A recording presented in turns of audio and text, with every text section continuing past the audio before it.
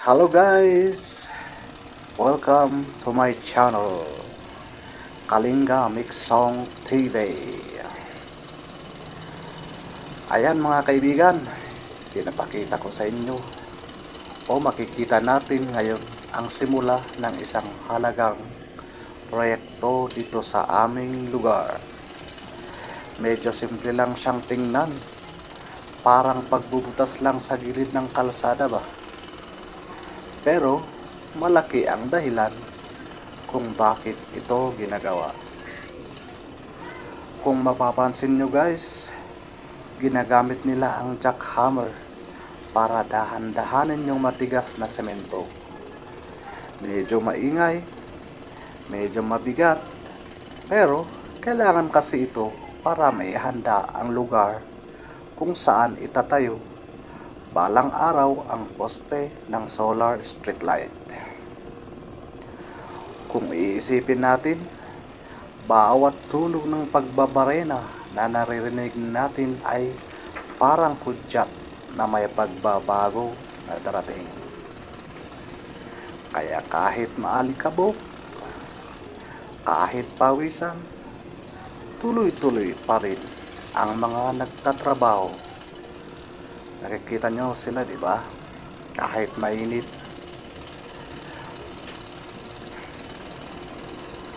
Alam nyo, malaking tulong talaga ng solar street lights. Kapag maliwanag ang kalsada sa gabi, mas ligtas ang mga naglalakad, mas kampante ang mga motorista, at mas panatag ang mga residente. Hindi lang ito basta ilaw, kundi dagdag seguridad at kaginhawaan para sa lahat. Guys, kung meron na yung ilaw, dyan ko ipopwesto yung live ko araw-araw dito sa YT. Gabi-gabi makikita natin kung sino ang nagde-date dyan. Sigurado meron. Oh no! Natumba pa yung nagsisilungan nila oh. Kawawa naman sila. Ang lakas pa ng araw eh. Kaya mahalaga ang prosesong ito. Hindi lang basta butas ang ginagawa nila. Ang bawat pagbubungkal ay parang paghuhukay ng pundasyon ng mas maliwanag na kinabukasan. Kung minsan, nakakaligtaan nating pahalagahan yung mga ganitong klase ng trabaho, di ba? Pero kung wala ang mga ito, hindi natin makikita ang resulta na inaasahan natin.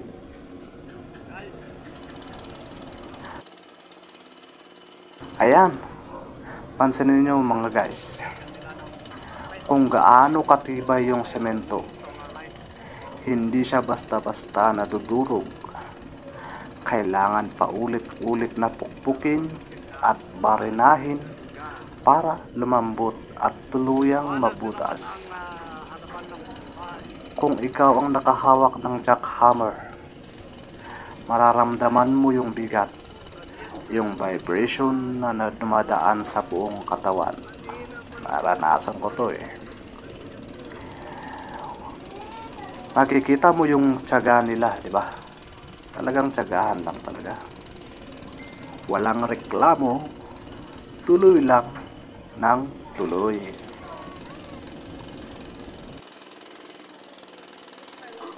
Habang binubutas nila yung gilid ng kalsada, unti-unti nang lumalalim at lumalawak ang hukay. Dito ilalagay ang magiging poste ng solar light. Kaya't kailangan sigurado at matibay ang pagkakagawa. Hindi buwet.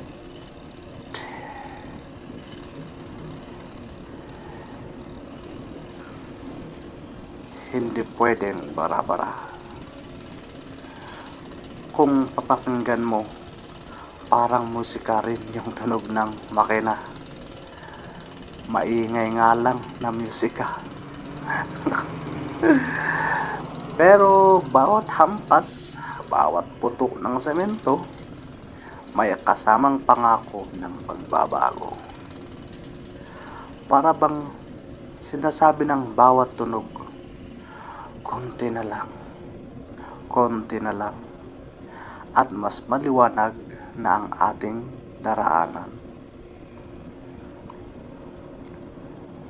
Habang tumatagal, mapapansin ninyo na tinatanggal din nila yung mga debris. Ayun, natumba na naman yung nagsisilungan nila. Yeah, ayusin mo boy.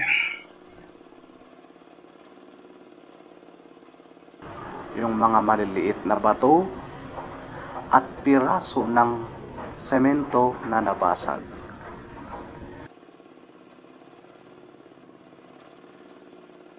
Mahalaga ito kasi kailangan malinis ang hukay para maayos ang susunod na gagawin.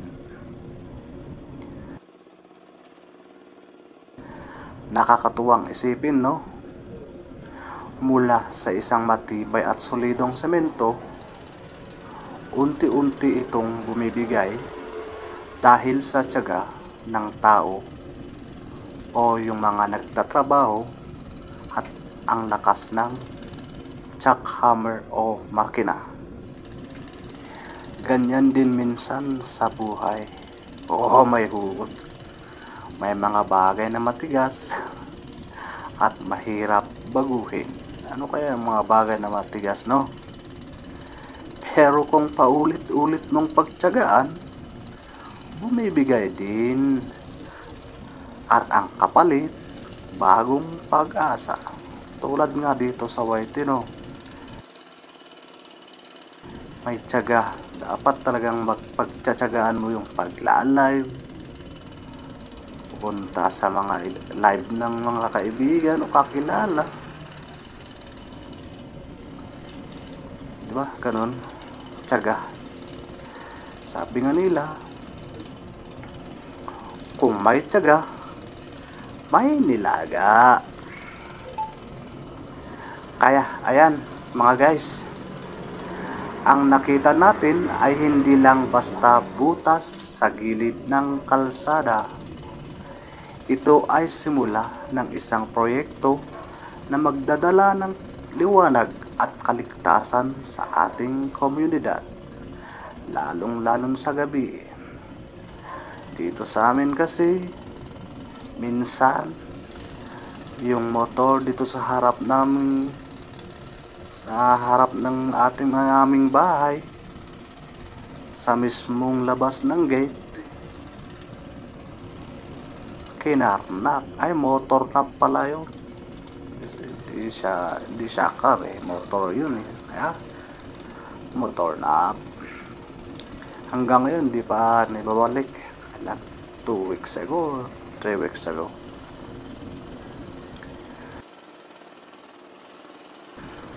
Sa mga manggagawang nagbubungkal ngayon, saludo kami sa kanilang sipag at tiyaga.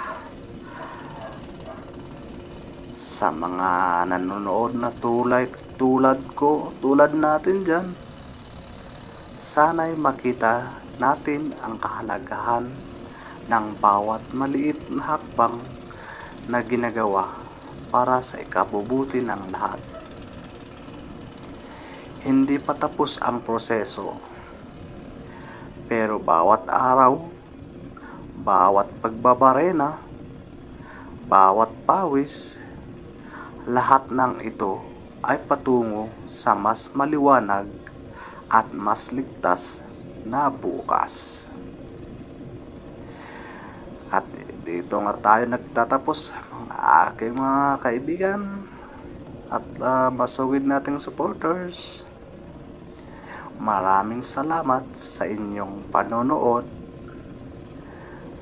o pagtambay dito sa aking video.